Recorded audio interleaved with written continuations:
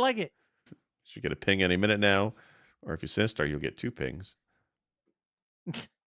You fuck nerd. Haha. All right, we should be live any minute. Pull up the YouTubes, and I'll pull up this top 100 list.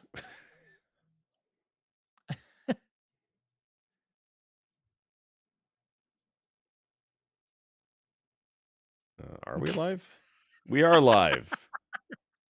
It really is my first podcast. This is what happens when I disappear for a couple weeks. I am so tired. I remember my first day, but it's cool. Yeah. All right, guys. Yo, Whenever you're ready. Oh, that's right. That's me. Huh? Oh, wait, hold I on. don't even have a good one-liner. You got a minute to think about it because I forgot to set something up. Hold on. We have an intro video. Oh, thank God. It's already on you, Chard. All right, never mind. Give me your open line. Go ahead. You're good. Fuck you. I'll sleep when I'm sea of stars. Today on The old standby. Tried True.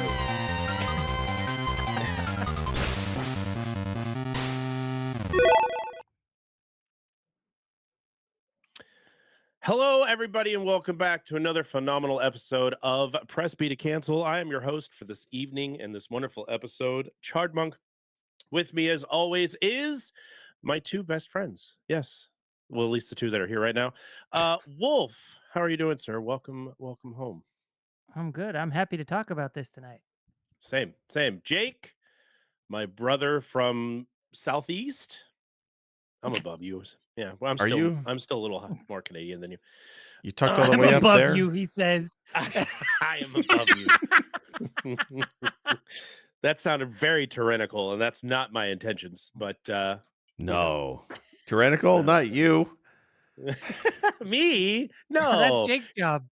Jake, how are you? How are you, boss? How you doing? I am full of nothing but love this Friday. I've been away for a few weeks, and I am looking forward to talking about one of your favorite games this year. It is. This game is damn near close to being a game of the year for me. I don't know if anybody else agrees with me on that statement, but it's holding its own pretty damn well.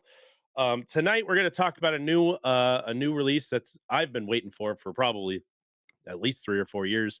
That just came out at the beginning of this month, called Sea of Stars. Now, Sea of Stars was created by Sabotage, who, if you don't know who that is, are the people that created The Messenger, which is a great Ninja Gaiden-esque type retro-inspired side-scroller game. But this is not that way. No, this game is actually taken from the fucking annals of my own heart. An RPG. It's an RPG that is a love letter to about 90% of the RPGs that I grew up loving and playing off the Super Nintendo. Most notable name drops you will hear while playing this game is Chrono Trigger and Super Mario RPG, which is Jake's favorite RPG of all time, as well as damn fine 4 bars, Chard. You want to talk about Super Mario RPG? Fun. That's a good one. I like that one. Well, there's going to be a lot Gino. of Gino. Oh, geez, you couldn't even say that with a straight face. Wow, Nobody I saw loves you Gino. sour up as soon as that O left your mouth. Yeah. No, there's true. a lot of correlations between those retro-inspired games in the background. The attack method, the design. There's and Wulff, I'm sure, has seen it. Wulff is the only one in the podcast who has finished the game. We're at 3 different levels of playing the game right now. Wulff has finished it. He's completed it. I think he did everything. All the secrets, all the He did goodies. the whole I nine. just haven't touched New Game Plus, and I haven't hit the level cap. I am right at the middle. I just got to like one of the bigger pivotal points today on stream, as a matter of fact. And Jake just decided to take the cellophane off and put it into his computer. Or Look, Switch. man, Sorry, his Switch. I've played enough to be considered infinitely qualified to discuss Sea of Stars. Put it that way. Don't even know what I it have is. not called it Sea of Thieves like you have the last couple of weeks. So That's give true. me that at least. That is But true. no, It's one letter back. It's a letter That's back. true. It's SOS, not SOT. 4 Get it or right. 5 hours I think I've done for this game so far. I think about 4 or 5 hours. I'm on the second island, and I we'll talk about it, but I just can't do it. Wow. I am at 20, what did I say? 24, 25 and a half hours 25, into yeah. this Yeah, thing. Yeah. you said like 25 hours, give or take. Yeah. So right smack dab in the middle of this 50-hour gym. And then, of course, Yeah, we'll it's actually put the my timer. file is at 50 hours and like 20 minutes. Look at that. Wow. Literally right in the middle. Like literally sit right in the middle. And that's So let's talk 100% about it. complete though, right? At 50 hours?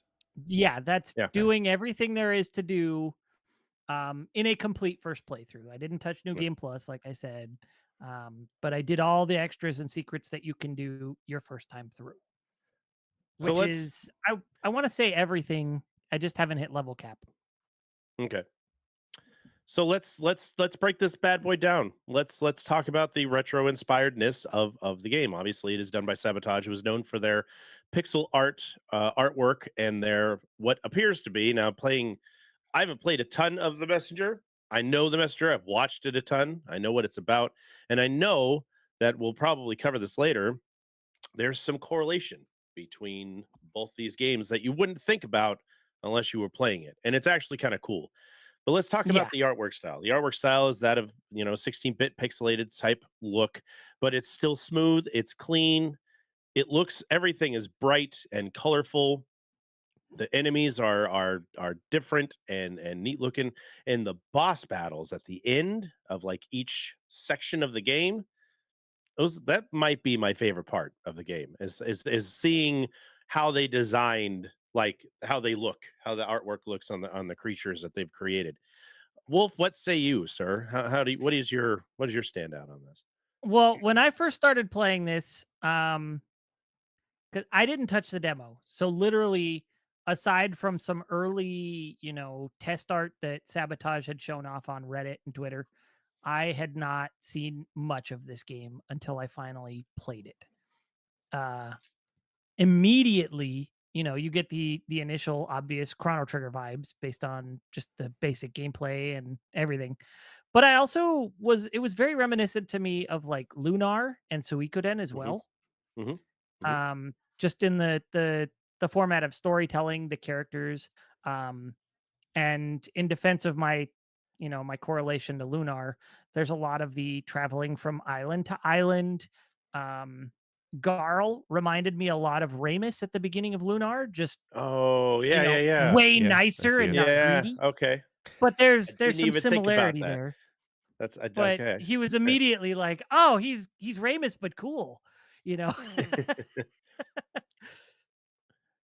But I see your face, Jake. You put that away. Garl What? is my favorite character in this game, okay? Hmm. By a long shot. And I'm pretty sure that's by design. And I don't want to delve deep into, why that may be, but he sort of outshines even the main two characters, Valer and Zale. Like it really feels like Garl's adventure that Zale and Valer are the muscle for to me, right? Like that's I kind of mean, how the yeah. game feels a lot of the time. Yeah, it's because Because those two he's characters are boring as shit. That's one of the reasons why I don't like the game. Wow. The first two characters are boring. Garl is great. I love him. He's fun. The eye, missing the eye, his origin in the beginning was really cool. I always feel bad for him because he doesn't have powers like the other two do. But he's got personality. I like him a lot. It's the other two are just boring. Garl gets some major redemption in the game as far as like where the power really lies in the party. Hmm. And it's really cool to see that unfold throughout the game.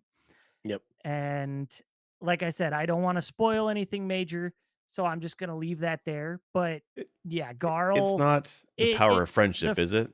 Because if it's the power of friendship, I'm gonna be pissed off. Is that what it You're is? already pissed off. Is But it the what power does of it heart and matter? You could friendship? say it's I the would power of tacos, and you'd be like, fucking tacos are terrible. Less- Garl's heart is the driving force behind this game. It's not Zale's sun power. It's not Valer's moon power. It's true. It's it really is Garl's heart. And I mean that sounds super cheesy, I know. And that's yeah, fair. But as you progress through the game, the stakes, like they start off telling you the stakes are big, right? but they don't Yeah. feel big. They don't. Off the bat, they don't. Yeah, you You're feel like, like you're okay, just we're taking going to care of a this other problem. island. It Yeah, feels small. You're taking care of right, a problem, right? It's right. janitorial services is how it kind of comes across given what you're told about the Solstice Warriors and what they've dealt Mhm, with in the past and how long it's been going on and all that. It right, feels very custodial. But mhm, the further into the game you get, it just keeps ramping and ramping and ramping. And yep. it does after a certain point, it starts to feel like these characters, this party cannot overcome what they're up against, which interestingly enough, the archivist in the opening moments of the game says they don't. Right? Yeah, they The kinda archivist spoil the game for outright you to begin with. says they don't overcome these challenges. There's a couple of times, a couple of realities where they might. Let's start with this one. They seem like they might. And he opens one of his books, and that's how the game starts. Is like Mhm, maybe this reality gets it right, right, or this reality has the best chances of getting it right, or something like that, right? right. So uh, that's another thing too. Is that's another connection right there to. It feels very Chrono Trigger, Chrono Cross in terms of the story they're trying to convey. And as I was Yeah, but telling my done buddy, right. this is a better spiritual successor, a better successor to Chrono Trigger than Chrono Cross was. Absolutely. And the likenesses to Chrono Cross are kind of absurd. It's an archipelago. It does deal with time travel and alternate realities in varying degrees, right?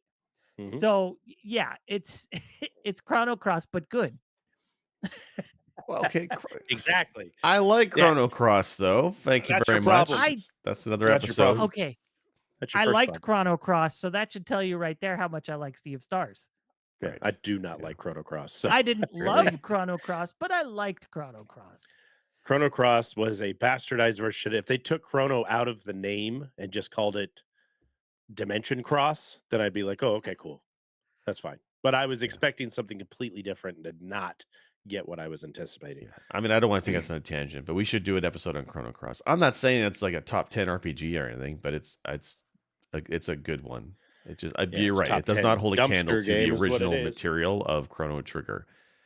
So I want to come on the graphics because the graphics is one of the few things I do like about this game. I love the sprite work. I also like how it's a homage to the 2D pixel artwork of 16-bit era, but it has the modern lighting thrown on top of it with the shadows. I love Mhm. how Mhm, when you control mhm. time to make the day-night cycle happen real time, it affects the sprite work.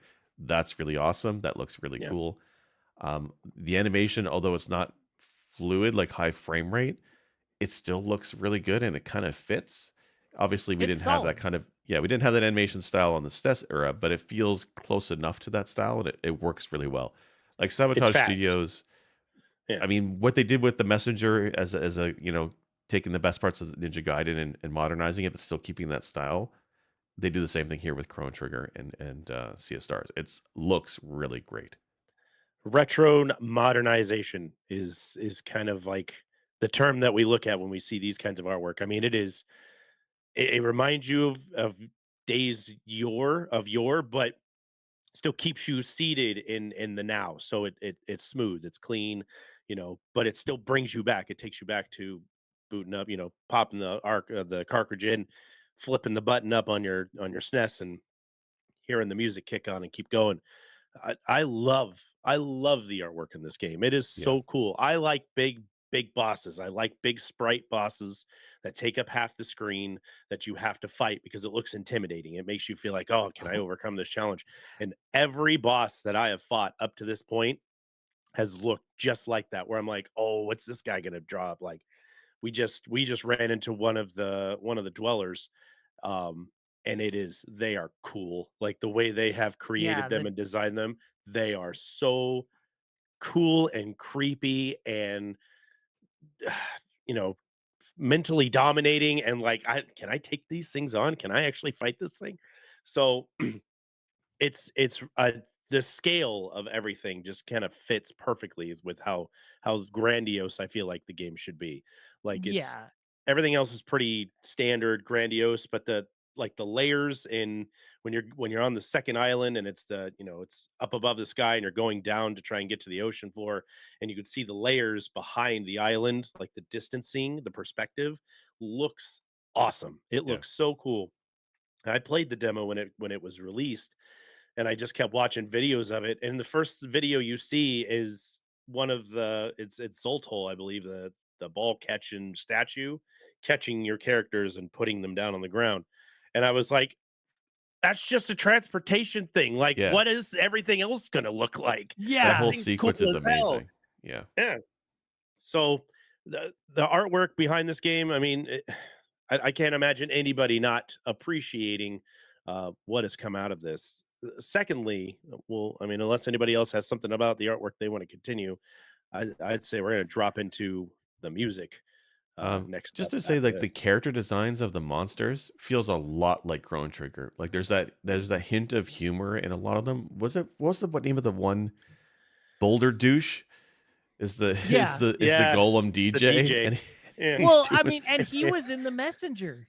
Yep. Was he? He was the rock golem dude in the messenger, and Well, he there was. looked like he was DJing in that. Did Yep. he? I have to go back and He look at that. did. Okay, interesting. There's a lot of subtle connections between the messenger, like Yeah. where the Yeah, story there's actually exists within this dimension. It's pretty cool. It's subtle enough that if you haven't played the messenger, you're kind of like, whatever, that those guys look familiar. But going back and replaying the messenger on top of playing Sea Stars, you're like, yeah, okay, these guys are hanging in the same place. Like there's a lot of correlation between the two, and it's really neat how they're totally different genres of game style, Yeah. but they're still set within the same kind of universe. But it's not like it's forced.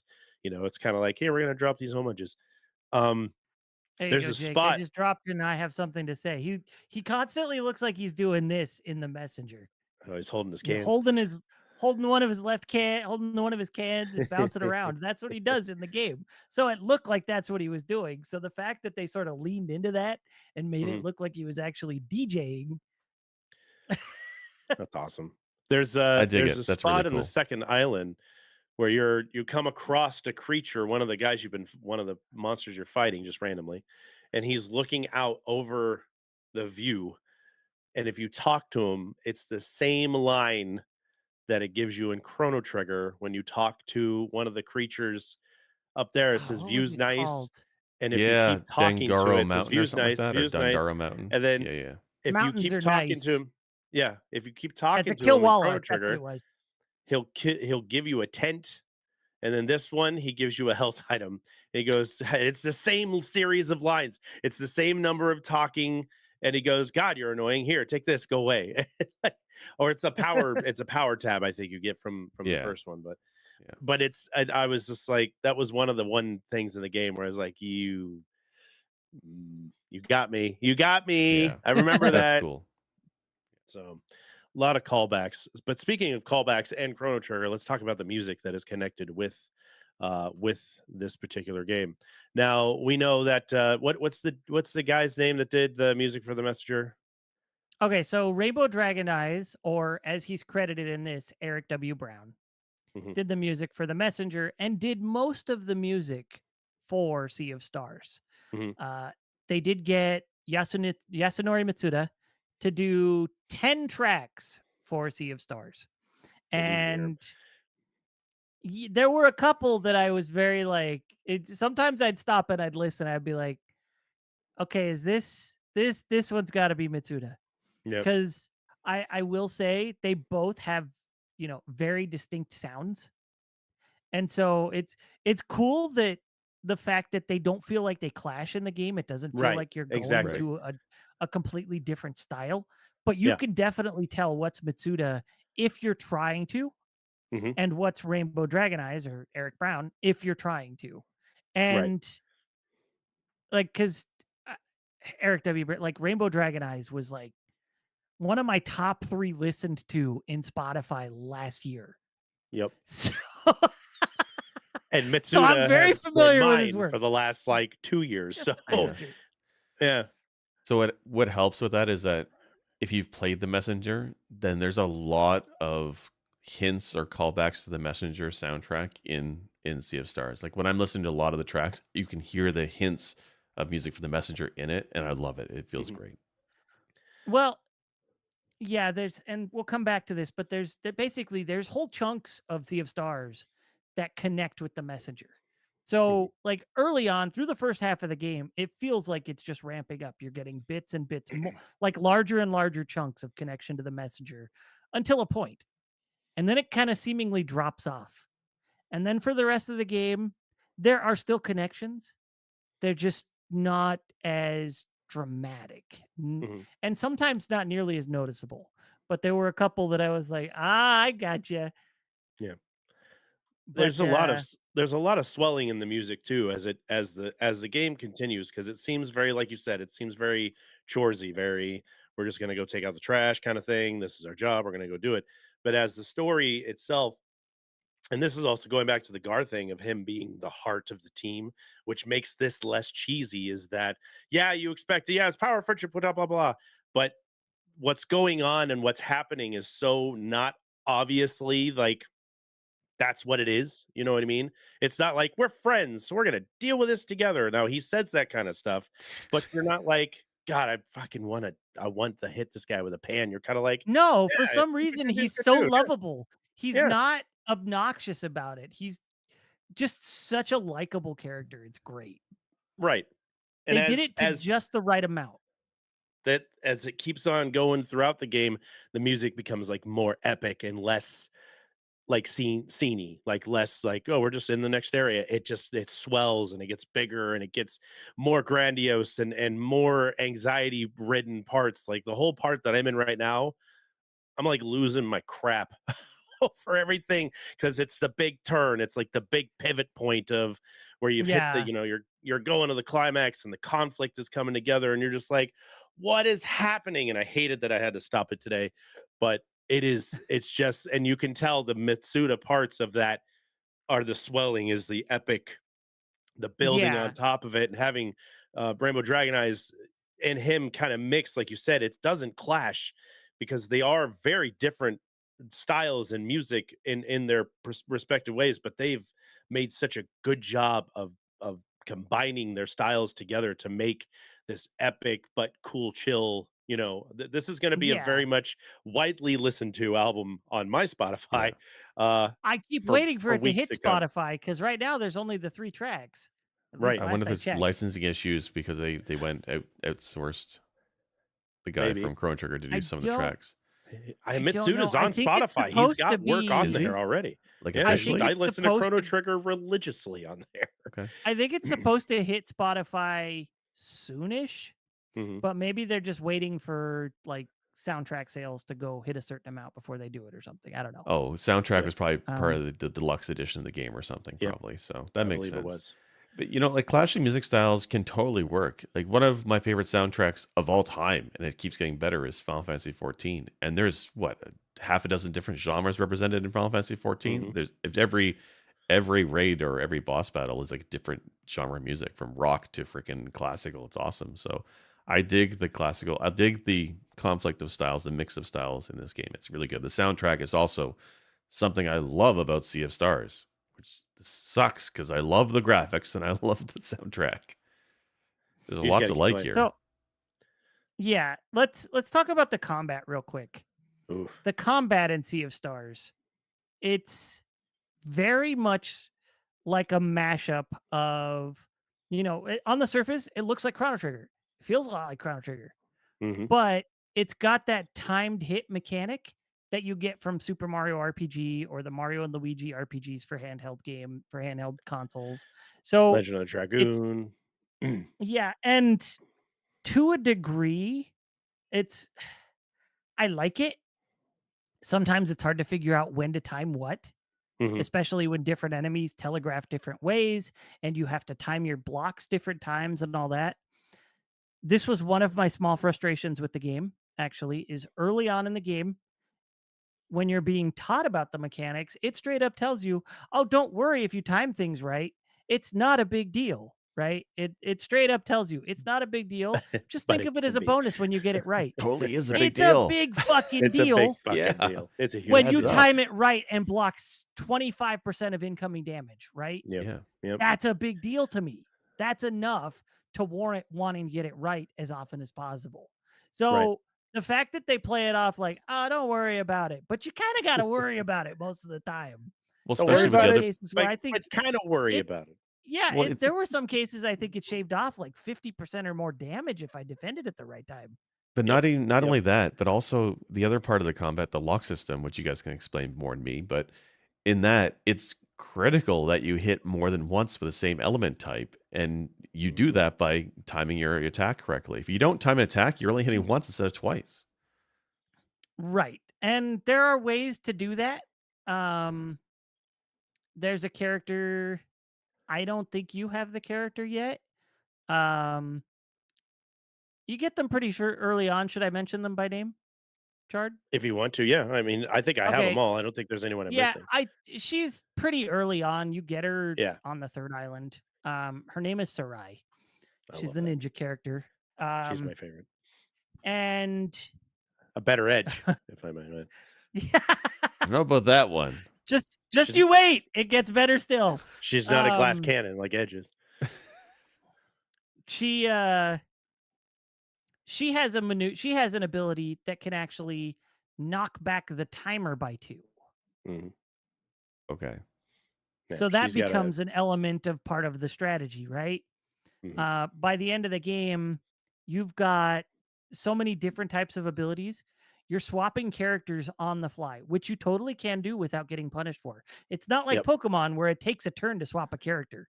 Right. When you No, need to swap a it's character, seamless. you can just swap them whenever, and it Hmm. doesn't take a turn away from you. I love that. Yep. It Absolute lets seamless. you seamlessly use all of your characters that you have almost whenever you want. You So can that even becomes part if of the you got strategy. a if you got a combo tech too, and that character's not out in your party, it will automatically still allow you to select that tech and put that member in your party instantaneously, so you could do the attack. So it's not Oh, Yeah, like it's I even got so if I got you're to convenient. move these people around. Yeah. even if your other 2 characters have already spent their turns, you can still swap one You of could them still out. use it. In Yep. the tech menu, it'll let you swap the other character and like, which one do you want to trade out? And Mhm. then after that character's turn, it swaps it, it resets the turn order, and now all 3 are available for taking their turns again. So there's no punishment in swapping at all, and I love that. Mhm. That's another thing to mention actually is leveling in this game. It's constantly even. So if you have a Yep. character who's dead at the end of combat, they're not losing out of experience. Mhm. You Good. could Good. argue that that simplifies it a little bit. I think it reduces a headache that's present in a lot of RPGs. Yep, I agree. We're- Because I mean, how many times have we had to go into another area where like I need like Final Fantasy VI, where you have to split the team up at the very Right. end, and like, oh, I haven't used Gao since I don't know the world of freaking balance, so he's level I don't know 13 when he should be within at least the 50s by now. So it allows you, but we have a joke. Jake has a running joke where he'll come into my stream and say, "Hey, why aren't you using the best party?" Well, guess what? I have the best party because they're all there. I can They're all move around leveled up. whoever I need and how I want to, and they're all the same level. So there's none of that stuff. The challenge is still in the battle. It's not like it scales to you. It's still a lot of the fights are, I think, adequately difficult. I have not hit any spikes yet. There's been some times where I've made poor decisions and I've suffered from it, but I think I've only really died in this game maybe 4 or 5 times in the 25 hours I played it. And that's just because poor timing, I messed something up, and when I came back and did it again, I was like, "Oh, well, did you get the timing right?" And it's still a Yeah. learning curve, which we'll talk about some of the puzzly parts of the combat here in a minute. I think I only died like 6 times going through the game. Yeah. Um, so I don't feel like it's too hard. There's also gosh. Okay, so the locking system, right? Let's talk about that because it like Chard was saying at certain points it's kind of a puzzle within combat. Mhm. Um, so it gets to a point where sometimes you're given, a set of locks that you just can't accomplish, right? Right. And it's like, that's because I feel like it's sort of dangling a carrot in front of the player that they can't get. Right. I think it's by design. It can seem frustrating, but really what it is it's letting you know something really big is about to happen. Prepare yourself. If you've got Yeah. characters with low health, heal them or swap them out because this is going to hurt really bad. Yep. Okay, That's what that's telling you. but with that, you can't prepare yourself because I know, okay, later on, sure, you get a character that can turn back the clock. But so here's the battle that kind of pissed me off and tipped me off in this game.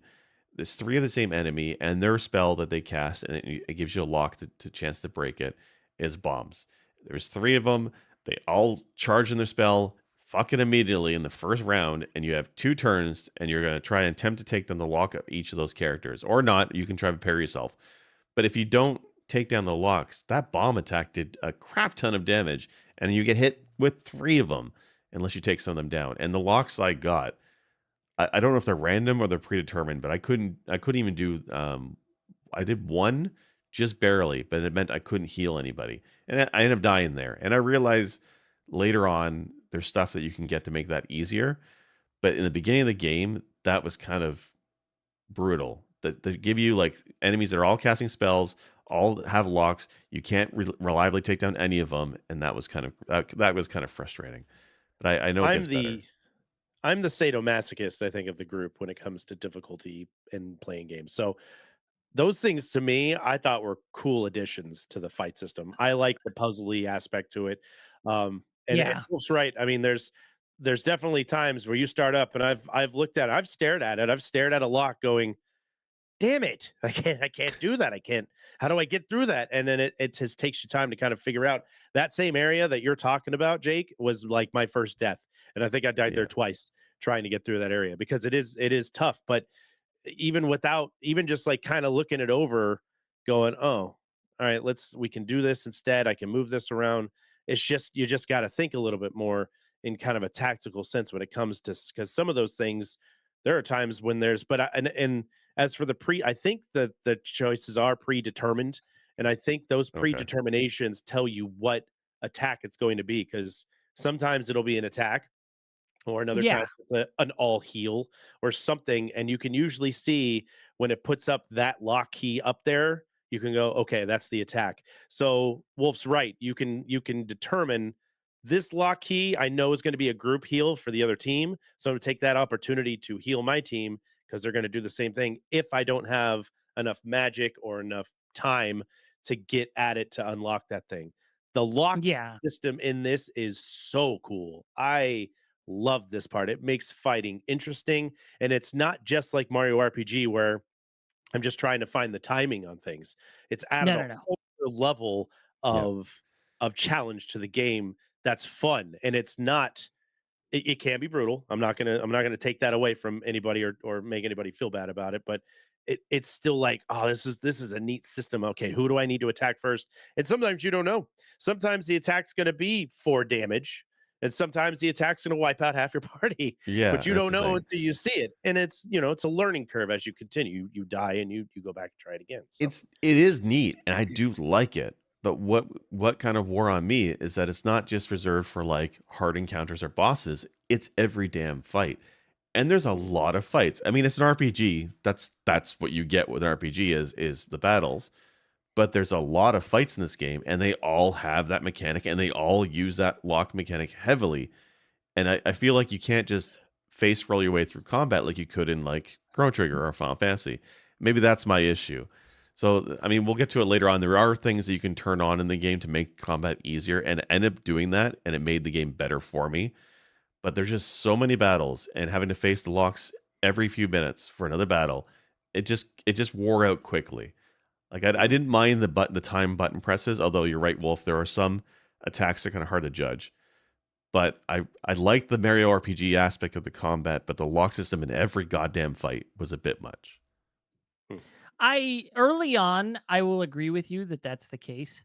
Um, but something to consider in this game is, you might feel like you're maybe under leveled. Um, Level is not hugely important in this game. I mean, Mhm. it can be, but I mean, even if you skip some fights, which kind of is possible, you're not going to be hurting at the end of the game as long as you're keeping your characters geared up. Gear accounts Okay. for so many more stats in this game, so many more stat points, I should say, than levels do. Save for maybe a couple things like it's kind of hard to get MP from gear. Like there's a couple of pieces that'll give you a few MP, but for the most part, MP is sort of occasionally rewarded on level ups. You'll get an MP, and sometimes you can choose it as Mm, your stat bonus when you get a level up. Which, sometimes I was like, I want at least this much, so I'm going to take it until I'm at that. As soon as I right. get a level up, I'm going to take it until I hit that tier, and then I'll start focusing on other things. But for the most part, like it's really about finding the equipment. So you do want to do the deep exploration and find the equipment because if you're level, I I'm going to spoil something small here, and it's about progression. So the level cap in this game is 30. That doesn't seem very And high. no. I think And Mario was the same level cap, as a matter Was of it? fact. Mario I think RPG was so. 35 actually. Oh, And I was 35. My frustrated bad. with that being the level cap because I easily hit it in Mario RPG. Right. In this, uh I was level 22 at the end. So does the experience curve Okay. slow down that much? It's Feels like it. But as you're it's not a progressing, yeah, I it guess doesn't. like it's not a super curve. It's just like, It's new just enemies give you yeah. this much. Next new enemies give you this much. Next new Right. enemies give you this much. And so you're making up for anything you might have missed Right. very quickly. And it scales you kind of to where you need to be at that point very fast. Okay. There's been no point in this playthrough that I have ever stopped. And you know me, grinding is like it's the goddamn channel theme is to go and grind shit. We got a fucking video about it. I have not once throughout this entire game gone, I should not be here. I need to go back and grind some a little bit more. And that's I'm used to that. This game has progressed so smoothly in its difficulty that it's always felt like I'm here and it's like right here. And I just keep bumping it up and Yeah. it kind of tails with me. So it doesn't feel like, I can't be in this area. I got to get out of here. Or this boss is kicking my ass. We need to go get some levels. It doesn't feel that way at all. It feels like, and there's a joke. There's actually a joke within the game where it's like you go into town and you buy some new equipment, you sell the old shit you don't want. There's a whole like fourth wall breaking Yeah. in Somehow the like second or third town. progressively better blacksmiths as you travel around the world. Yeah. Yeah. I fucking love that shit. So Yolande, one of the pirates that you meet very early in the game, she's the one who doles out the very meta humor that you get from the Mhm. messenger's shopkeeper. Okay. Yolande gives you that sort of humor in this. I love that. Yolanda Yolande was does. my favorite pirate. She's on everything is her middle name. Every time it's Yeah. a different state, it's a well, if that wouldn't be my middle name or some shit like that, you're like, In Jesus fact, I Christ. think at one point she's actually like, that's not my middle name. It's yeah, the scaling is great. There's no grinding in it, and it has not felt like I needed to find ultimate weapons. I have just casually and because Wolf is a hardcore, he dives in, he goes for everything he can find. It I'm depends on the casually game, but yeah. I, I'm um I'm I'm casually drifting through this, and I am stumbling across armor. That's better. Our weaponry, all that stuff is just kind of coming to me without there being like, God, I've spent 40 minutes trying to get RNG to drop for this stupid sword. It's literally been like, oh, we're in a new area. Oh, this yeah. this this sword just appeared. Cool, I'm gonna In take fact, it. there was a point where there was a spot that was very easy that you could have missed that I was like, you need to go there so that you could Yeah. get that sword. Yep. Because otherwise there's another like there's also a rainbow conch there. So there's a Mhm. sword and a rainbow conch. So, one is something you're gonna have to come back for later, and the other is disappointing if you find out you missed out on it. Right. So it's like I was like, go there. This is not a spoiler, but you're gonna want that. So Yeah. Yeah. It's hard to I even see. told So my some of the buddy things on the who map was really hard to see. I Yeah. even communicated that spot to my buddy because he was playing through, and I was like, how do I tell him without spoiling any of the story for him? I was like, okay, when you get to the point with Turquoise Pond or Turquoise Lake, whatever it's called, Right. I was like, go directly east from there. There's an entrance there that you won't notice. Right. Go in there, you'll find some stuff that'll help. It's just a one-room screen. So Right. He was I like, know okay, thank you. a lot of the areas have something hidden that you can find if you just explore a little bit, and I like that because usually an Mhm. accessory or something, which is cool. But I gotta ask though, I'm so sick of fishing mini games. Are you required to do the fishing in this game? Because it feels like there's a lot of fishing Okay, in it. It helps, so it helps, but really you only have to catch one of each type of fish in the game, and it's and you're not good. hard. Yeah, Is No, each and there's the pond a unique fishing is fish? Like how? no. Okay, Sometimes I fished the first couple ponds, and then I think I got to the third pond, and it was like, you've already caught all these fish. I was like, all right, yeah, you just take okay, off. no big deal. all Yeah, right, you don't have to hit every single one. There's only 23 types of fish in the game. That's it. okay. It's fun. Fishing's And the actually fishing, fun. honestly, It's because clearing it's out the not pond. hard. No, Yeah, you clear out a pond in less than 5 minutes. You've caught all the fish that are there, and Yeah. you've got cooking materials. You're good. Yeah. And that's the other yeah. thing is the food. Getting ingredients throughout the map to cook stuff, which I think is an awesome I love this game.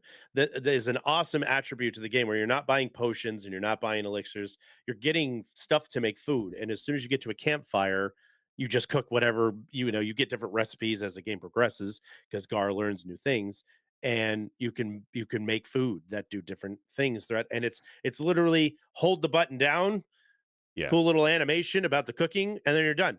You don't have to like grab and Yeah. pick or anything like that. The customization is just nil, and you just make stuff, and then you're like, oh god, I've got all this food, and you can hold up to 10 different items of food throughout the playthrough. So Just every time you 10, get there, or go ahead. you can hold 10 pieces of food, period. Right. So Yeah. if it's you can hold 10 of the same thing, or 9 of something and 1 of something else, whatever, doesn't matter. You just Right. got 10 food slots.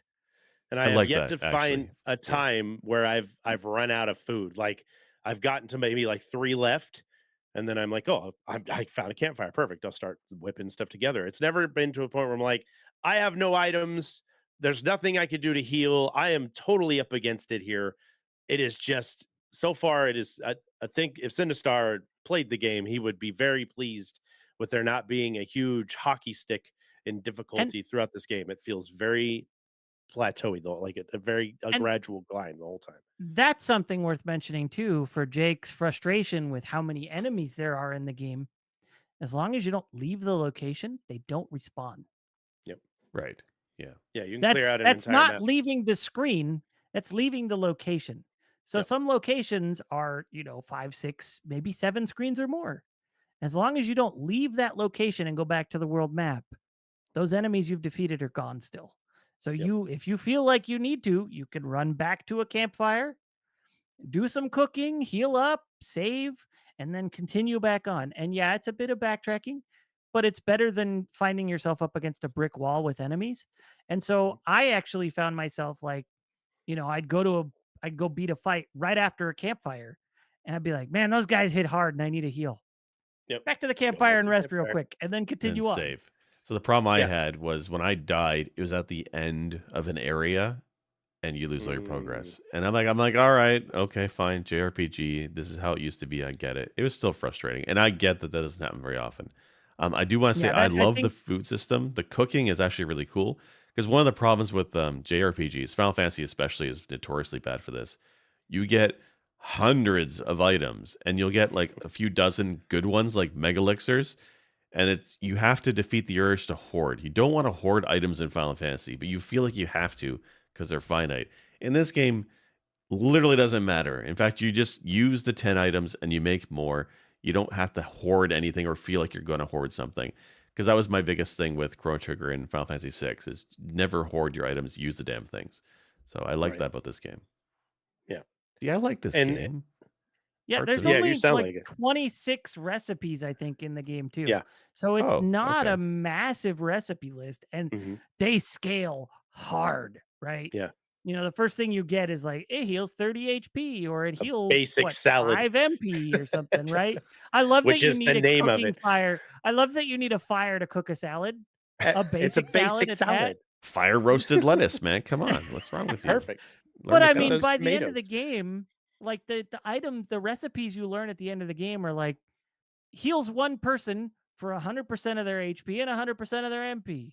And Yeah. then I think there was like uh some items you find that you can cook, they heal the party for a bunch of hit points or a decent amount of hit points and some MP. So you get really like some somewhat varied healing items by the end of the game that lets you sort of tailor what foods you keep in your pack for your style of play. Mhm. Right. And there's even stuff And that bring characters out of KO and yeah, things like that. But even in a fight, like your character will drop and it has stars around its head, like the old cartoon spinning stars. And each time one of those stars drops off, you're like one round closer to that person just getting back up and fighting again. So your characters are you won't. I mean, that we all know this. When you die, everybody's dead. Then it's over. But if you got two people KO'd and you can keep yourself going for a little bit longer, you just got to wait until they get out of it. So you don't have to be like, crap, I don't have any Phoenix downs or I don't have Yeah. any life potions or any of that shit. yeah. It'll Yeah. pop Which is itself good. up if I can just hold on a little longer. So it kind of gives you a little bit more like I gotta stay alive just a little bit longer. And there's relics that make the game fairly, and I'm not talking about the things that you switch on and off. There's party relics. So the Mhm. game has sort of like two types of accessories. I should not say relic, I should say accessory because that's what they're called in this. So Right. there's two types of accessories. There's accessories that equip and affect your character, and there's accessories that you equip and affect the whole party. So even if they're not actively in the party in combat, the accessory they have Yeah. on still affects the people that are. There's like an Is that on the off gold switch that you ones? can go into the options. Yeah, the gold Yes. ones affect everybody Okay. And the as silver long as one's the just the party isn't character. split up. I Yeah. should Right. mention there's one point, and Chard, you're about there actually, where the Mhm. party gets sent in different directions. Oh, okay. And so now you've got like a couple people here and a couple people here, and the couple people here, their gold relics only affect them. The other Yeah. gold relics don't affect anybody here. So Okay. that was So something I was a little bit bummed about to a degree. I yeah. was like, "Oh," but there's there's Oh. definitely, some customization there that lets you sort of plan out Mhm. how you're tackling things, what kind of stuff your characters are capable of, what their survivability is like, things like that. Now, the relics that you were talking about that you could turn on and off, I mean, they're all over the board as to what they accomplish. So like one Mhm. is just like it gives you a 10% off at stores. Okay, cool. Like Yeah. I love that. Some of them There's, says you can I see love ones the enemies' like relic hit system in points this and game. weaknesses and stuff. Oh, yeah, there's see enemies hit points and weaknesses. There's um show a star fly out of your character when you time a thing correctly. Super right. useful. And then there's stuff like, oh, what I assume the one you're talking about, Jake, for accessibility, there's accessibility relics. So, you turn that one on, and after every battle, your characters all heal all their hit points and MP so that, you're not struggling to get through the game. So it's this game is very I always claim that Chrono Trigger is very entry level RPG. Like anybody can get into it with relative Yeah. ease. I feel like this is even easier, Yeah. honestly. Way For easier. sure. Agreed. Now, Absolutely there's agree. also relics for the people who want a really hardcore experience. There's stuff you can turn on that basically makes it so everything hits you take 95% extra damage or something like Yeah. that, and Mhm. you do less damage and things like that. So there's some people who are like, yeah, I'm gonna turn these all on and make it as hard as hell. Right. Good for you. I'm Yeah. not doing that. That's Yeah. not fun Yeah. for me, but Maybe that's good that's for a new There's me. game plus feature. I don't know about that for maybe. the first playthrough. So there's one that actually takes away the timing mechanic where it doesn't do as much damage, doesn't save against as much damage, but it automatically does the timed hit for you. I turned that on because Yeah. I just got fed up pushing the button because like my hands, I got hand pain. Trying to play on the Switch's little Joy Cons is really frustrating for the timing mechanic. It'd be easier on a PC. I should have played this on Steam, honestly, And but honestly I turned it though, on. Yeah, turning that on, your success rate is it probably depending on how hardcore you are about it, you're never going to hit 100% success rate right. unless you're like super I am ultimate perfectionist type of person. Most of the time your success rate is probably going to be somewhere from like 50 to 70%. So, making it a success constantly, but you're not doing as much extra or blocking or damage, it kind of works out to about even probably. So it's Yeah. fair. Mhm. Like, So I want to Right. ask then. So there's a lot of these. There's like a surprising amount of relics that you can just. It feels like you can turn on without any penalty. Is there any penalty to using yeah, relics? no, None. Is Nope. there any reason to No. not use them, or just That's personal no. totally up to your challenge? preference. It's No, Yeah, that's it's all about your completely personal experience. preferentials. Yep. that's awesome. Yeah, Yeah. So anything that you feel like you want to turn on to make your experience more playable for you, absolutely do it. Like there's yeah, no reason that's not that's to. good. Yeah, If you're playing on a platform that has achievements, it's not going to hinder achievements. No. No. So Let's point out in the combat too that it is like Chrono Trigger where the sprites are visible.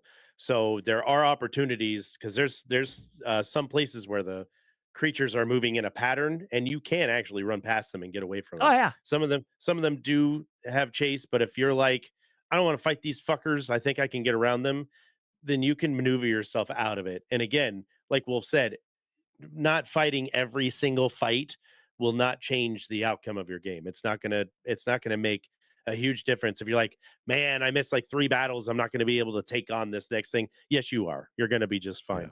You just gotta learn your timings and learn the stuff and you'll be good to Yeah. go. Like the I battling like system itself is good for experience, but it's also really good to train you on how to approach each battle with the lock systems, with the timing attacks and the timing defense. I like that you can avoid the battles, but just like in Chrono Trigger, I never did because it feels like they're there and you kind of want to see it. Because sometimes in Yeah. Chrono Trigger, the way the enemies call their friends into the combat was neat or funny or interesting, or you got items or something that was made it worthwhile, or you got tech points or something. I felt like that was the same in Sea of Stars. Yes, I could skip if I really, really wanted to, and maybe I would if it was New Game Plus. But for the first playthrough, I feel like you want to do each combat, whether it's beneficial or not. It's there. You want to kill it, I guess. So that's the Right. difference for me. Now, You slight exist, you disclaimer. must die. Yeah, Slight disclaimer. Very late game, there are some battles that you just can't avoid, and you Yeah. don't okay. necessarily see them coming. Yeah. You just wander into an area and all of a sudden ambush, Yep. which gets it. It becomes more prevalent at the very end of the game, and so I ended up not relying on my party accessory that gives you extra live mana at the start of Mhm. combat because I wasn't able to instigate the combat. So I was like, this is a wasted relic. So I traded it out for something else that was more useful for that Mhm. moment. Mhm. Um, but you've got the early on you can walk up to an enemy and try to get a strike in before battle. There's live mana on the ground, and you've done a couple of hit points of damage. Ooh, big whoop! But damage is damage. As you progress in the game, you get what's like a little grappling hook, the grapplo, or if you're familiar with messenger, it's the rope dart, Yeah. essentially, The hook shot. Yeah. which they use as the rope dart, and I want to come back to that in a few minutes. But if you use that to engage with an enemy, you throw the rope dart at the grapplo at them. You come in hot, do damage to them, and then the fight starts. Yep. So that's cool. And then apparently my buddy told me about this. I went through the entire game without knowing this. That little, air move that you get where you just, whoosh some air out of you. Usually use it to activate a fan or something. Mhm. You can use that on the enemies that are running toward you and push them back. Yep. Yep. I You did can not know that. reposition things. If something's coming to charge you, you can push them away and reposition yourself better. I have yet to be able to like actually escape the fight because I usually push them in the direction I'm trying to go, which doesn't help me. But yeah, I found that out today. I was like, oh look, I'm pushing these assholes around. So and they were leaf characters, so I was like, I just thought it was because they were leaf characters that it was working on. Apparently, it's Yeah, any of them. I still haven't tested it personally because by the yeah, time I found out I had 100% of the game, I was like, oh, that's cool, but I'm not going to go back right. and check it. I can confirm you Um, can do that. so I want to talk a little bit about the connection to the messenger. Yeah. So Messenger, Jake and I have done an episode where we gushed on that game for like an hour and a half. It's still a great game. I play it all the And time. I dove hardcore into that game, into the lore even. Like I went heavy into it, right? And I'm sure there are people out there who've gone much heavier than me. So I'm not a font of knowledge for this game whatsoever. But Uh, the connections that I saw to the messenger in this, I absolutely loved. Now, Jake, you're far enough to where I can mention this. I ended up looking at uh, a character listing on Wikipedia or whatever, like some, the messenger wiki of the characters. And I saw stuff that I was like, oh my gosh, I'm dumb. I didn't even make that connection. The sleeper, Manfred. Do you remember Manfred from the messenger? I don't think so. Who's There Manfred? was a dragon boss in the messenger. Oh yeah, Oh, okay. yeah. And I s- then he ends up, you beat him and you do away with his brainwashing. And he's like, oh yeah, I'm a butler dragon, you know? Right. So there is a connection there between the sleeper and Manfred. I won't say what, but there's a Okay. connection. Um, but as you progress through the game, you start seeing these things that are like bigger and deeper, and you're like, oh man. So at a point where Chard's at now, actually, he just finished this island. So I guess we're delving into some spoilers, but not like Sea of Stars specific spoilers. We're talking it's like more spoilers that connect surface, between the two, right? right? Um, so Chard just finished what was called Mesa Island. Now I think that's a play on Messenger Island because it is Messenger Island. That's where Glacial Peak and the crags are. You Mm, can see them on the map. They send you to Glacial Peak before you even get to Mesa Island. yep, And then once at Mesa Island, you do the mountain hike and then you're straight into Autumn Hills, first level from the messenger. yep. And it is pretty much the first level of the messenger, Hmm. just done in Sea of Stars style. So, there's points where you're climbing trees and going back and forth. You can, if you look at the messenger level, it's straight up the same level. They just interpreted it for Sea of Stars. Huh. It's more of an It's super overhead cool. third person down camera view So you're angle instead using of the a side rope scroller. dart thing, the Yep, grappler thing yep, constantly to move over to places to reach new areas. yep. There's the part where you go underwater and swim back and forth is in there. Like it's very obviously the same area. So the story in the messenger was, I remember there's a sun and a moon spirit, which is obviously plays in the Sea of Stars. You have a sun and moon character, but the Yes. wasn't the messenger the Solon and origin? Luana. Right. So in And the whose messenger though, names are both dropped it was numerous like an times. there was like an island or something where they fled, and that's where they all became ninjas or something. There's something about that in the messenger story. And I was wondering if that has anything to do with Sea of the Stars. They're not the same world, right? Like you were saying something about a multiverse. So is the messenger a different universe in the multiverse, or is it actually in this world? No. This particular reality, I think it's safe to say, is the messenger reality. Okay. Yeah, I because I cannot say for certain because there's still a DLC for this game coming out next year, and that DLC is supposed to have even more to do with the messenger, like the setup for how you get to what the messenger's world is. right. But Chart even saw some things today that are very much, oh, okay, there's implications here that are massive for the messenger. Hmm. So it's sort of some origin stories for the messenger's overall story, which is really neat. The whole Um, mushroom forest was a big yeah, call out Okay. for songs, me. and it's the same song. It just Yeah, doesn't sound like the same song because in Sea of Stars, it's upbeat. It's Song Shroom Marsh, right? Right. right, And then in the messenger, it's poisonous spiked mushrooms. It's Quillshroom Forest or right, Marsh or whatever. So right. it's the same song, but it sounds a lot more uh sinister in the messenger than it does in Sea of Stars. Yeah. I love And that. The then, remix music is really good in this. Like you can yeah, definitely you can feel it's the messenger, but I love how it's different. It's its own thing. yeah, and like you get other areas. Like there's a lot of areas in this game that are in the messenger, and it's cool to make those connections. Chard still has yet to see some. Yeah. Well, But I need to play a little bit more of the messenger too, so I can actually get the connections. I yeah, you might. I don't know if you ever saw the 16-bit section of the messenger, did you?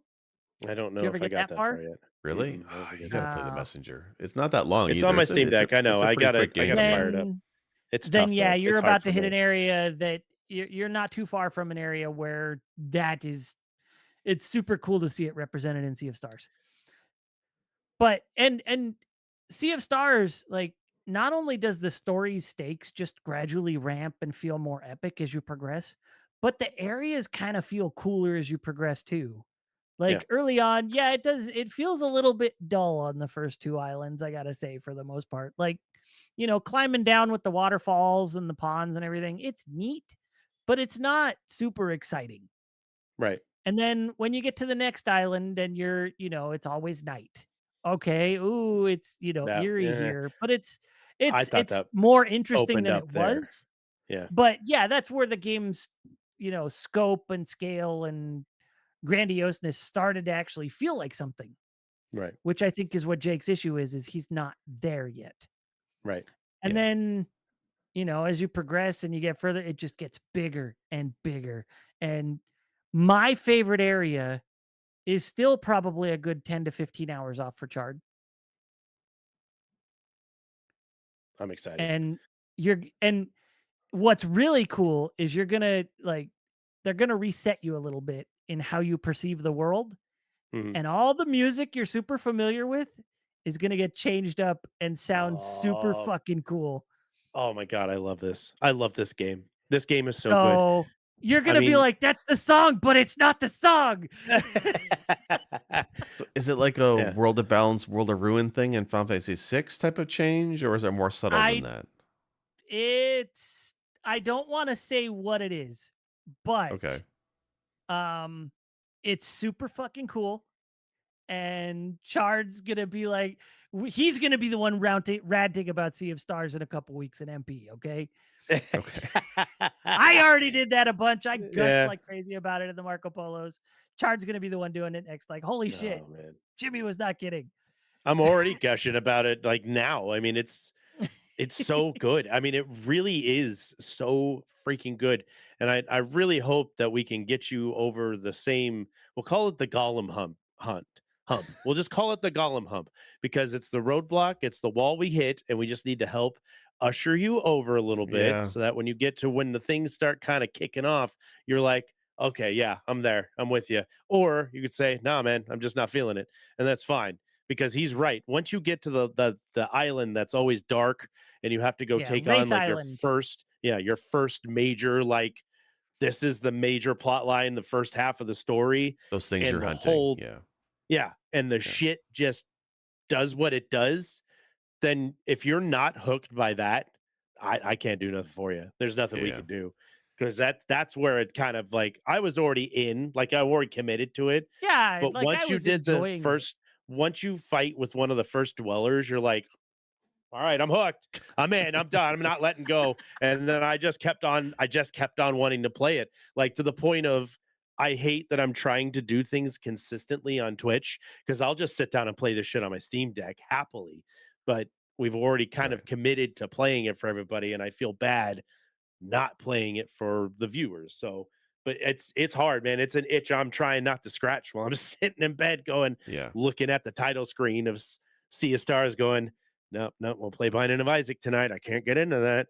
So, Like I Yeah, gotta say, like this is a game that I felt, like I said before offline as we started this episode, I felt guilty not liking this game because I fucking love The Messenger. It's one of my favorite games of all time. I love that game, and I know it's not a platforming game. I know Sea of Stars, they're doing something different, which I totally respect. For a company, a brand new indie developer who makes a smash hit, instead of making recycling it and doing another one, they do a completely 180 and do something completely different. Absolutely respect that. But just it didn't grab me. And I can't say instantly. It's not instantly. It didn't grab me after several hours. And like I look at games I played this year, like Baldur's Gate 3, where I was in fucking hour one, half hour one, I was in, right? Or I look at even Cyberpunk, the update came out. I've beaten Cyberpunk, but I played that update and I was in. I was hooked instantly. I didn't have that feeling with this game at all. Like even Starfield, I played a little bit of Starfield this year. I gave that one, I think, 8 or 10 hours. Did not grab me whatsoever. So it's just something about the game is not hooking me, and I wish it would have because I want and to like this game. There's so much to like about this game: the music, the graphics, the company's other game. Like this is fantastic.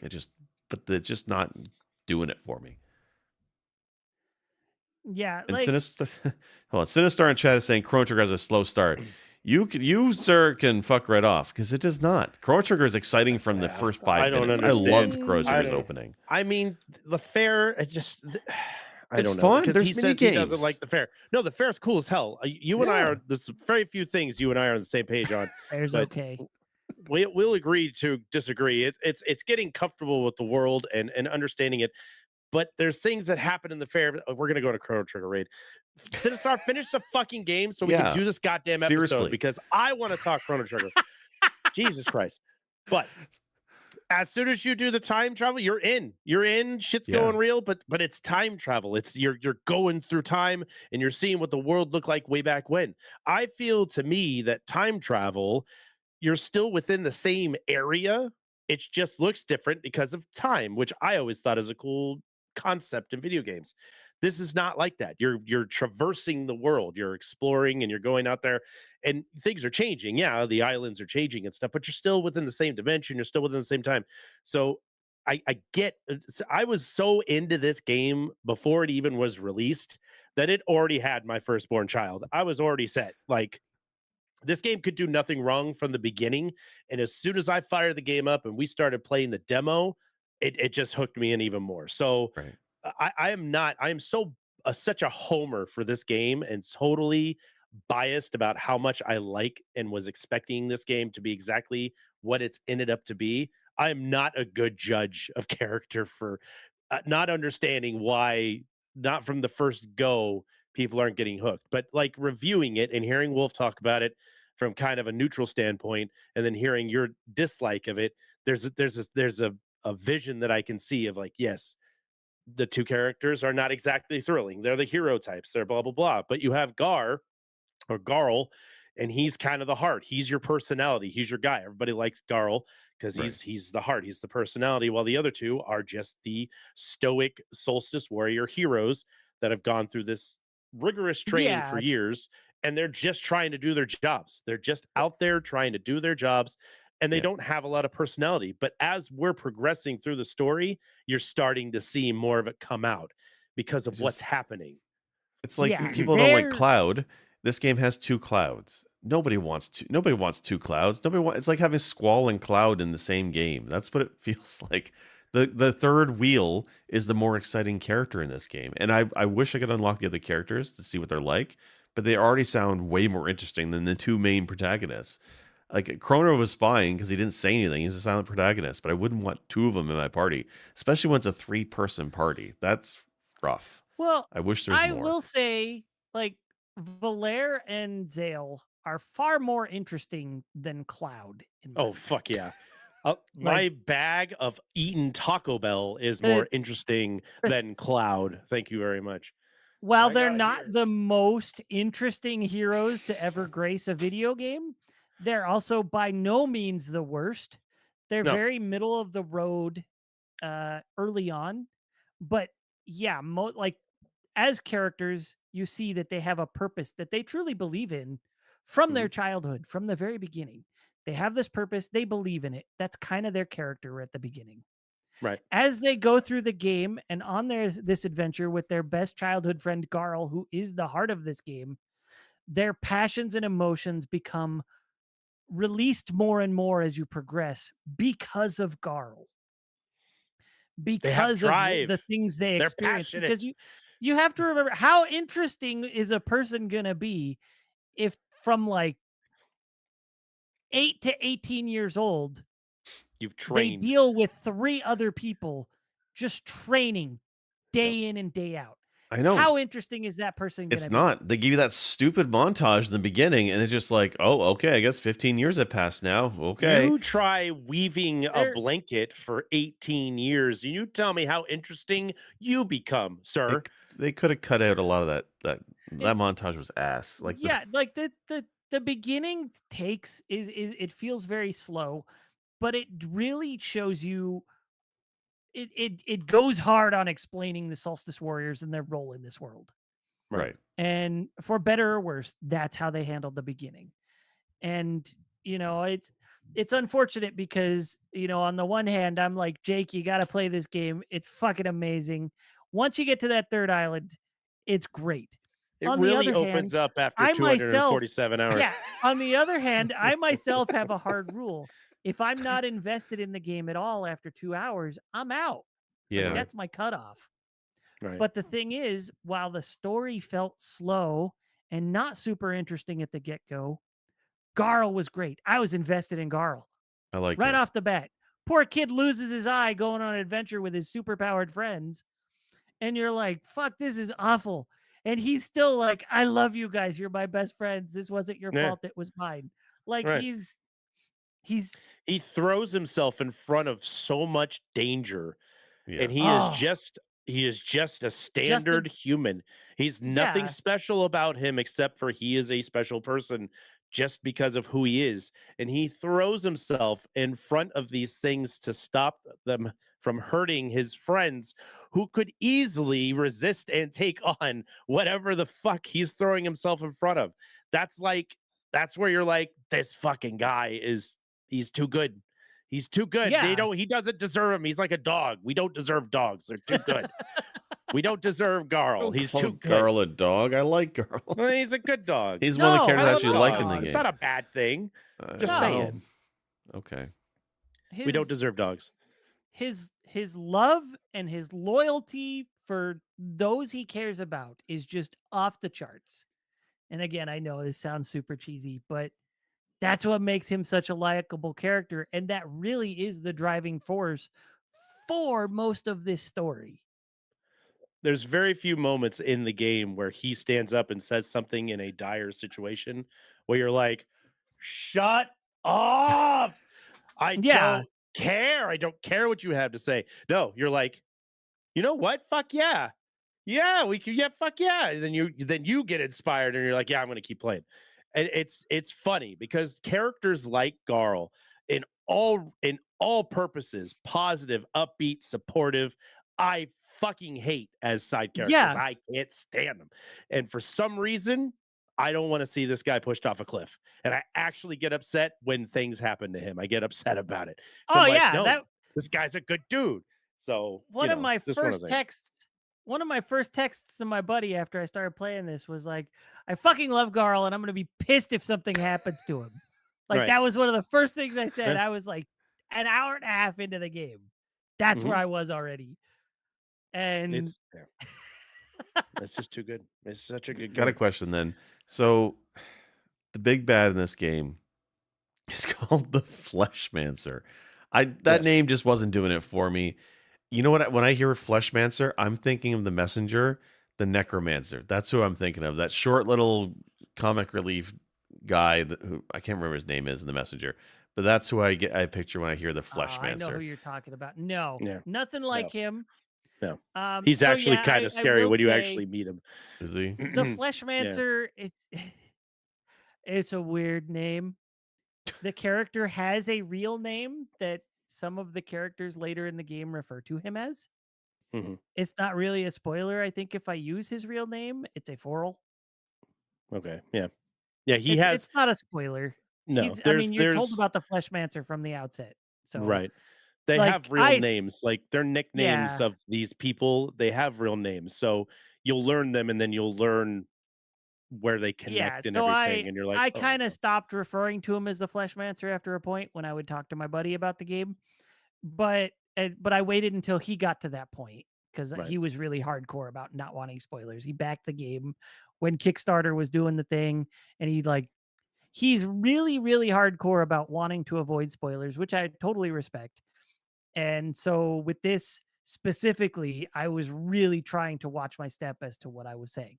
But he's called the Fleshmancer, not like that's not his name. That's just what they call him because he makes grotesque beasts. Yeah. He uses flesh as his medium, Mhm. right? So that's why he's called the Fleshmancer. It's like, the Yeah. necromancers, their medium is the dead. This Right. guy's medium is flesh. So And he when makes you things out of flesh, be they, monsters, dwellers, whatever have you, to right. honestly, his fucking hideout. Right.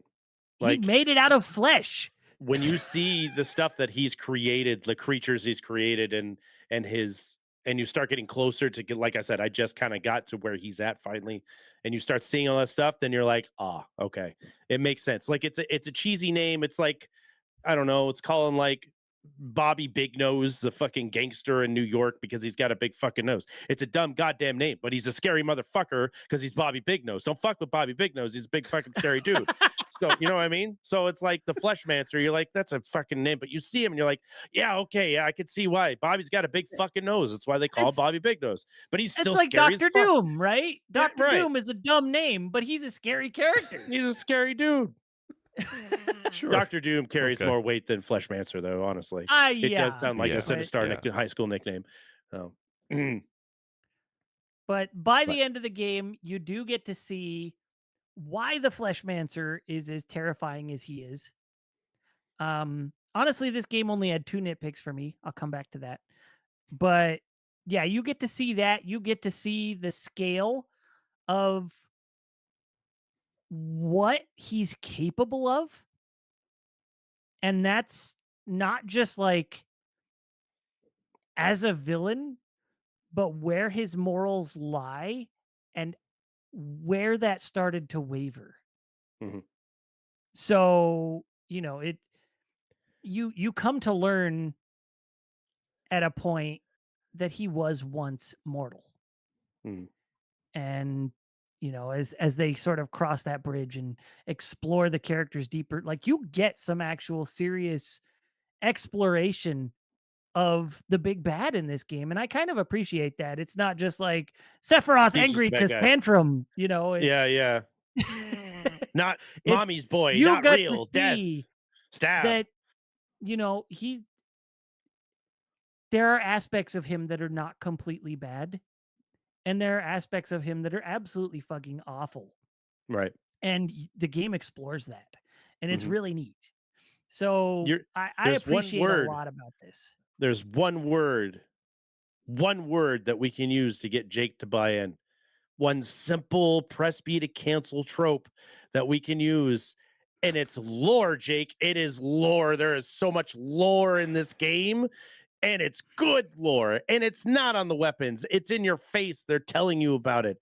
And you're watching Yeah. the story unfold as you're a part of it and realizing, oh, fuck, what the fuck have we gotten ourselves into? What have we been Yeah. training all these years to do? Shit, this might be out of our league. I don't know, but we're gonna do it anyways because we can, and we have Garl, and we love him. So you know what though about that? So lore, I do love lore in games, and that's one of the reasons why when I was playing Starfield, it bored the crap out of me. But I was interested in what they might be going story wise. So it was a game where I played enough where I'm like, I have no interest in playing this game. I'll check it out in a couple of years with mods and DLC, but I have to know what the end game was. And I read spoilers in the story, and it was interesting. And I'm glad I didn't play through it to get there because I would have been pissed off. But I enjoyed reading the story of Starfield. I feel like Sea of Stars might be the same to me because of how much I love the Messenger, but I wish the Messenger had more lore and story to it. There's some there.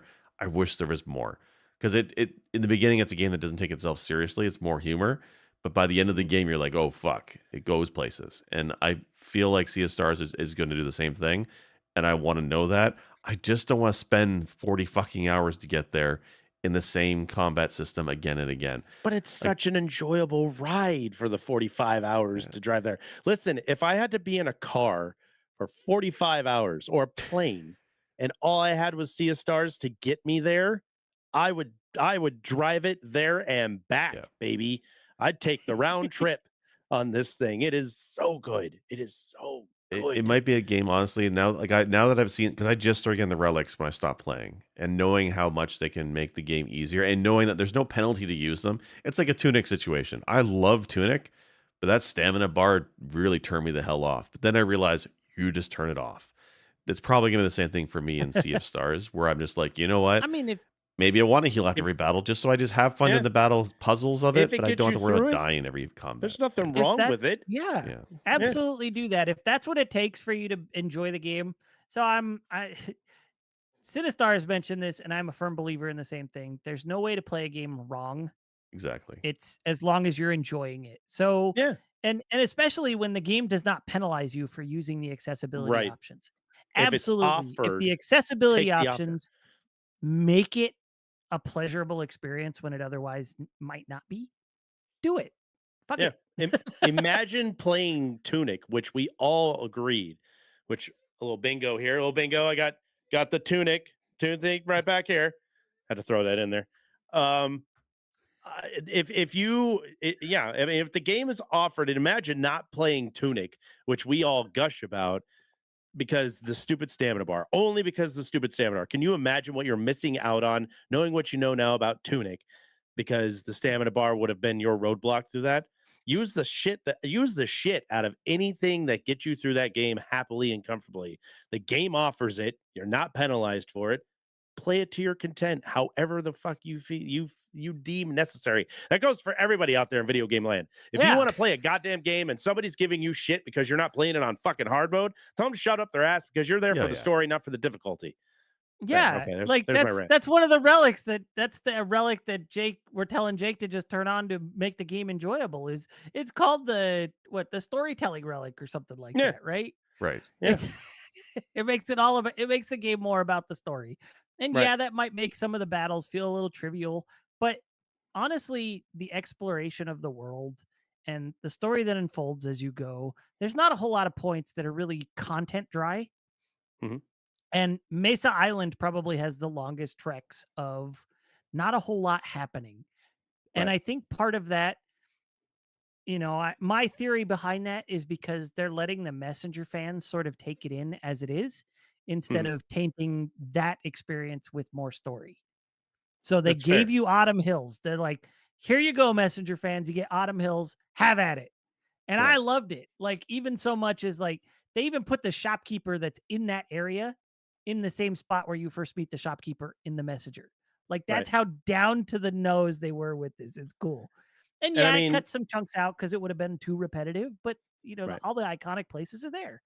Then you get to Songshroom Marsh. Okay. It's still a long section before you get to some more story, but I feel like it's sort of petering off from, this is, you know, now the messenger fans have had their moment. Now we're getting back to the Sea of Stars. And then they give Right. you, the woman in the marsh. And then you move on to the next area and so forth. And it's heavily back into story really quick again. There's a Yeah. lot of dungeons in this game where, you go through a chunk of dungeon and then it's like, here's a little bit of dialogue. Here's a change up to our plan, then you Right. go through a little more and you're like, oh fuck, we can't do that. We got to do something different. So Right. then you go through a little more, it's sometimes it's just a couple of boxes. Sometimes it's like a whole cutscene you would not have expected. But Right. they try not to keep it content dry as you go. Right. And they have animated movies that show up. I don't know if you've seen any of those yet, but they have actual animated movies that when they're introducing other characters or when they're showing you something cool, and it's like a little fucking cartoon that shows on there, It, and it's awesome. They're freaking amazing. So, I mean, if there's a way we can lead you to trying to get back onto that Tunic horse and try Sea of Stars a little bit more, because you're talking about how much you love the messenger and how much you wish there was more lore. Think of Sea of Stars as the bedrock for that lore that will eventually combine the two together, and then you'll Yeah. have your yeah, stories of what you want. especially once the DLC comes out. I have my theories as Exactly. to what the Right. DLC will be about because of what I saw from the game, what was left not necessarily open ended, but not closed off, knowing that it's going to connect higher, to, more heavily to the messenger. Mhm. So I've got my theories as to what the DLC will be about. I'm excited to see how that comes into play. I'm excited to see where that goes because I've got like 5 little push pins on the wall. Like this will happen, this will happen, this will happen, this will happen, this will It Lining happen. looks it up like with the red Charlie string. Day. Yeah, he's got the stretch chain. Yeah. He's got the cigarette in his hand. Well, But yeah, this is I absolutely love this game. This is a game I'm thinking of going back and playing with the kiddo because he saw parts of it and he was like, "This looks really cool." yeah. But I didn't want to start over. I was 40 hours deep. I was like, "It is really cool. If you'd like to play it after I beat it, we could play through it again together." And he was like, "Yeah, let's do that." Yeah. Do you know what New It Game Plus does? Is it like the messenger where there's like a hard mechanic to it, like makes it more difficult? I don't. Let Yeah. me see what it does. Actually, I can return to title right now and check that. Because I'm Even curious. I feel like even in this day and age, when we talk New Game Plus, like I'm going to throw Elden Ring out there because Elden Ring has a New Game Plus series. I walked in and started wrecking house. So I don't know if it's because I was over prepared from the last playthrough that we had, but it didn't feel like there was anything other than you're just going to keep going with the same shit you had. And to me, it was more like this is all revenge for the fucking bullshit I had to go through to get through the first time. So Right. now I'm going to murder everything early on in the level. So Well, I'm curious because it's like Chrono Trigger had New Game Plus, and for Chrono Trigger, that I mean they did it in a way like Near Automata reminds me of Chrono Trigger and how you're replaying it, but from a mhm, different angle, and you're getting an yep, ending, a different ending at different points of the game to see what happens. So I'm right. wondering if it's like that by chance. I gotta play Near Automata too. Um, Finish that up. well, it doesn't tell me right off the bat in the game. Okay. So certain things carry over, pretty much everything, recipes, key items, uh, well, most key items, food, fish ingredients, previously caught fish, weapons, armor, accessories, blah, blah, blah. You also retain your party members' levels and money. What doesn't carry over? Uh, okay, a couple of items don't carry over. The music sheets. Um, there's a way to get some bonus stats that I won't talk about, but those bonus stats don't carry over. Okay. Um, no valuables. So like, turquoise ore, things like that. Those apparently don't carry over. Um, and a certain item, uh, you don't get right off the bat if you didn't acquire it the first time, but you'll get it as soon as you meet the character who would give it to you in the second Mm, Okay. playthrough. mm, So Okay. my only real nitpick about this game was there was a certain character. Uh, that character's timeline doesn't match up with another character's timeline in the game to me. I've thought about it. It doesn't really make sense to me. So that's one of my nitpicks. My other, and I don't want to talk about it because that's big spoilers, even for Chard still. Um, my other one was there are 4 key items you can obtain through the game. Um, the game never explicitly or implicitly tells you where to use them. mm. I have picked up some stuff that I have no idea what to do with. And the problem is like I looked everywhere. I was like, okay, do any NPCs tell you anything? No. No NPCs tell you anything about this. Apparently, when reviewers were playing through this, they couldn't find anything. They had to reach out to Sabotage, and Sabotage sent them a cryptic email in response as to how those items work. Okay. Knowing what those items do, I understand why there's nothing in game that tells you and why it took an email from Sabotage to sort of clue in people. And by clue, I'm being generous. They were very vague about it. But uh, ultimately, the internet has figured out where to use it. So I ended up looking it up. And the reward was pretty interesting because I love both games and not just the Messenger, not just Sea of Stars. So there was stuff there that sort of like I don't want to say it had implications from the Messenger, but there were some nice callbacks and some Okay. interesting stuff going on there. And it was a nice reward. Let's say that. Hmm. I think it's funny because we're thinking about it, right? Jake, you love The Messenger. You say it's one of your all-time favorite games. Sea of Stars for me is up there, right? I know it's still new, it's still fresh, but I haven't touched a lot of The Messenger. You haven't touched a lot of Sea of Stars. Wulff is the embodiment of both of those things. So, so he's like Yes. guiding you and I to. He's like, we're trying to get you to play Sea of Stars. You guys are trying to get me to finish The Messenger, And now I want to finish the messenger because now I want to see Well, where that story is all coming together. I Yeah. think this is Wulff is much our different Captain Planet. episode. Is He what well, you're is. saying. these Yeah. games tick my storytelling boxes. Like I love stories about time travel. When I was a kid, Back to Yeah. the Future. I loved Yeah, that. yeah. And then, you know, a little older, Sliders came out. Parallel Oh, I realities. Oh, I love love I love Sliders. that. sliders. Love Yeah. So sliders. these Jerry like the O'Connell for president. Messenger, Sea of Stars, they're just like, yes, thank you. Give me Yeah. more of this. And I feed upon your lore. yes. So these are the kinds of things I absolutely love. So I'm all in. I Yeah. look forward to what their next game will be. And honestly, I kind of have theories about where they'll go with that too. So I kind of want Sports to join the Discord to see simulation what they're time. gonna That's the do. only logical direction. They've done platformers, they've done Can you JRPGs. imagine? Now it's time for sports. Sabotage pulls out Quidditch fucking game that mixes with Sea of Stars and the Honestly, fucking messenger, but they do such a great goddamn job that it all makes sense. And I'm playing fucking Quidditch for Hogwarts, but for some reason I know about Luna and I know about the messenger and we're playing Quidditch in the fucking Mushroom Gloom Forest. What in the hell is no, going on? it's not going to be Quidditch. It's going to be Wheels. That's not going to be their next major release. Oh but man, they're I'd play the probably going to do shit a out of Wheels game Wheels. before their next major I release. love that game. Put that on my phone. I like let's Wheels. It's let's fun. play Wheels on my phone. Let's fucking do it. I'd be down. Wheels is something like if they sell it for $5-10, I'd put that on my phone and No, just play it from fucking time to hell time. yeah. It's fun. Hell yeah. Wheels is cool. So moral of the story, Jake, play Sea of Stars. I'll put it in the queue. I mean, I got Baldur's Gate 3 to play and finish up, and then it's fucking Cyberpunk. Like, the 2023 has been a ridiculous year for games. Ridiculous in a great way for gamers. Fall quarter of 2023 has been absolutely asinine with all the good games that have been coming out the last, well, maybe not good games, but the amount of games in general that have been released. My backlog is stupid. And that's why we started the Backlog Blitz.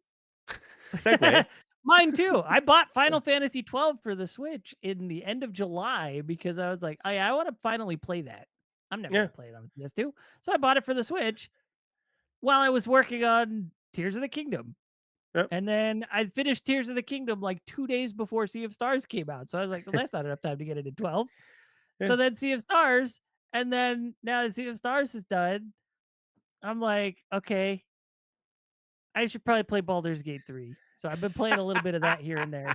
Well, I we have know not started 12 yet. 12 I is know still what backlogged. Wolf's Sisyphean game for next year sounds like it's going to be. Probably. It very well may be Final Fantasy. It's going to be me and fucking Cyberpunk next year. Jesus God. 6 this year, next year it doubles. Shit, is that how that works? Okay. All right. All right.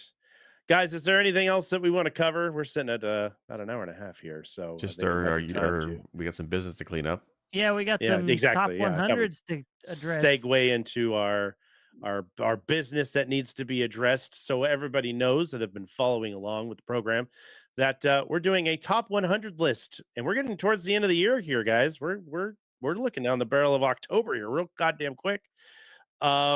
Let's go ahead and pull out our top 100 for today. I'm sure we are all perfectly and well prepared to announce today's top 100 games that we want to put on the Don't list. like the sound of your tone, sir. I've got my game. Do you guys both have games picked? I have mine. I've had mine for 2 weeks. Thank you very much. All right. I'll go last since I have 2 options. I want to make sure I don't step on anybody's toes. I'll go first. Fuck it. Because I don't need anybody to make me quit the podcast today, as was discussed earlier today. Guys, I'm going way back in time to Sinistar's era, where things were played on a little black screen box, and you had to use your keyboards to move things around, and it made beeping, booping, and brrring sounds. It's not Pong. Although Pong should be on. Not a bad pick. Not a bad pick. No, I am going to go with the classic Ghostbusters game for Jesus Christ, for like the Amiga. It was for you got to pick everything. one because some ports of that game suck. Yeah. Okay. Which is the best version? What's one that you played as a kid that you liked so much? I'm trying to remember what PC it was on. It's not Apple, but was it Commodore?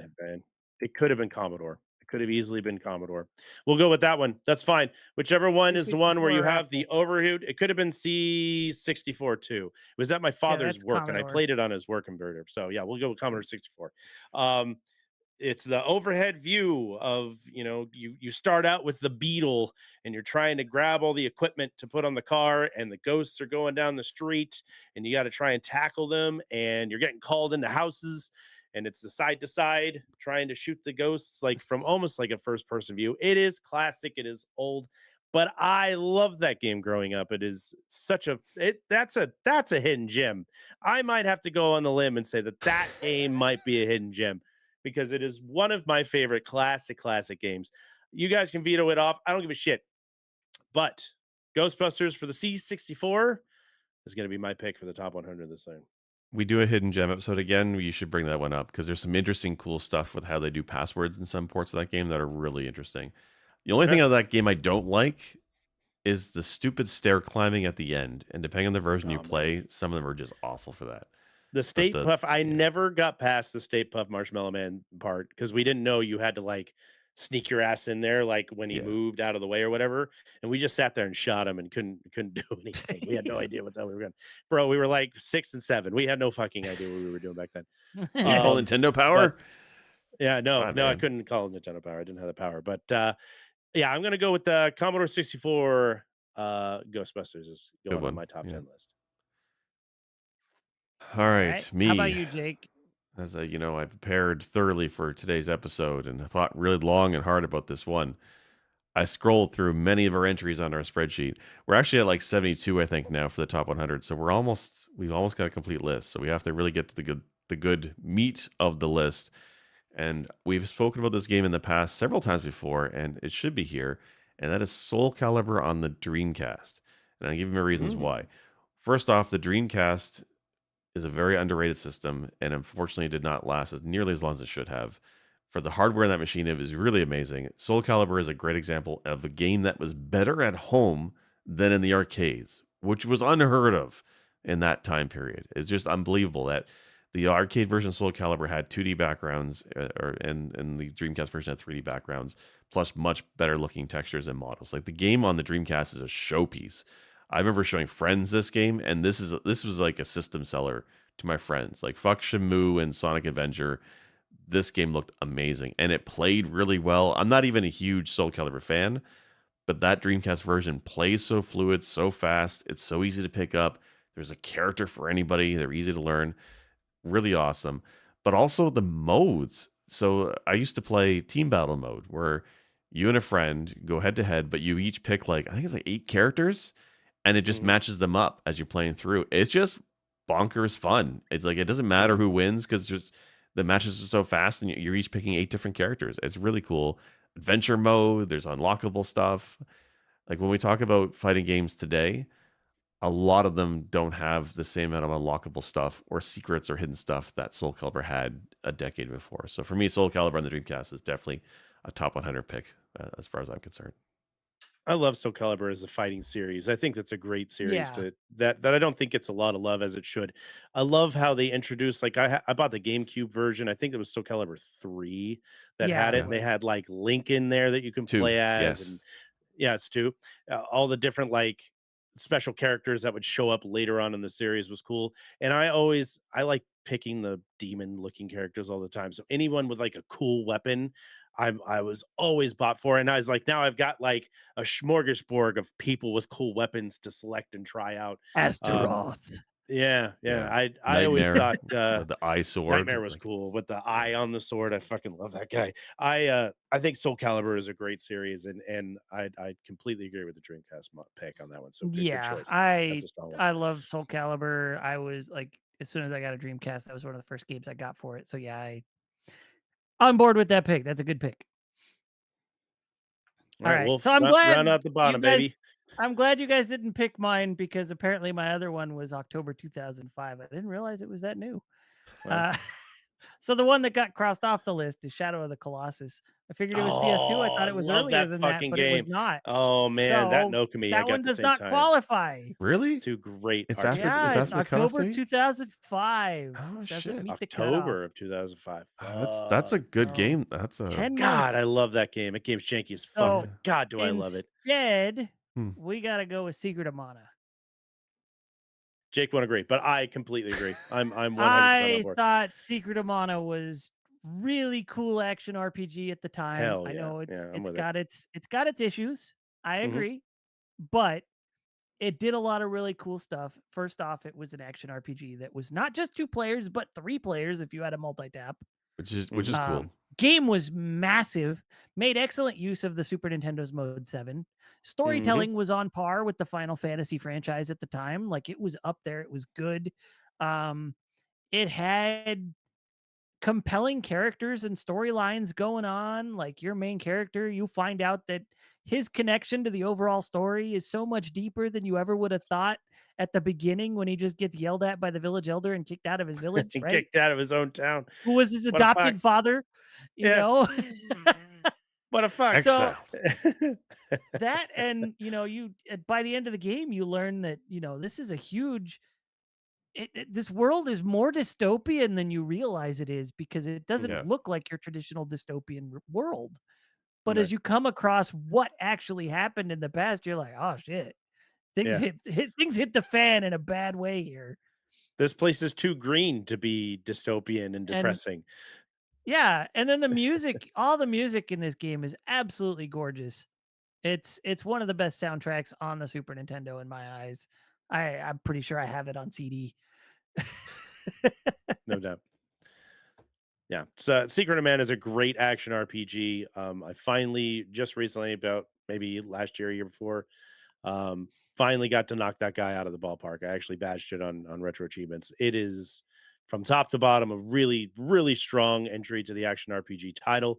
I mean, it kind of put the Mana series on the map, even though Final Fantasy Adventure was over there in the Game Boy doing the same thing, being badass. I love Final Fantasy Adventures. It's a great action RPG. And then just completely taking the Mana series into a whole nother level. So I sit with you on that and agree.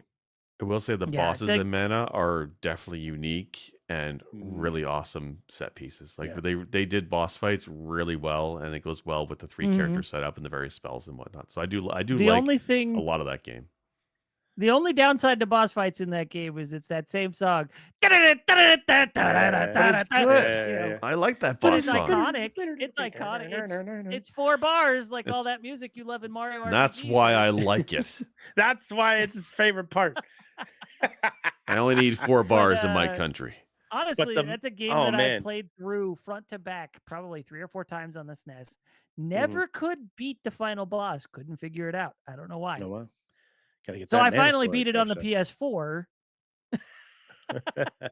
Oh, the remake. So, That's right. The remaster Yeah, came out. so or I whatever. played through the remaster too. Well, the remake, because it's not just a Right. remaster. But yeah, that's how I ended up beating it. But yeah, I Oh, love man. Secret of Mana. I think That it's great. game tickles my boss. That's the boss sprite that takes up the whole goddamn screen fancy, like to the nth degree, with that fucking ooze monster that you fight later on. I love all the boss sprites in that game. That game is awesome. So Yeah. 1 up. Hell Awesome. yeah. All right, guys. Well, we'll go ahead and do the last minute. Since our house cleaning is finished, we'll go ahead and sign off and let you guys know where we can find each and every one of us.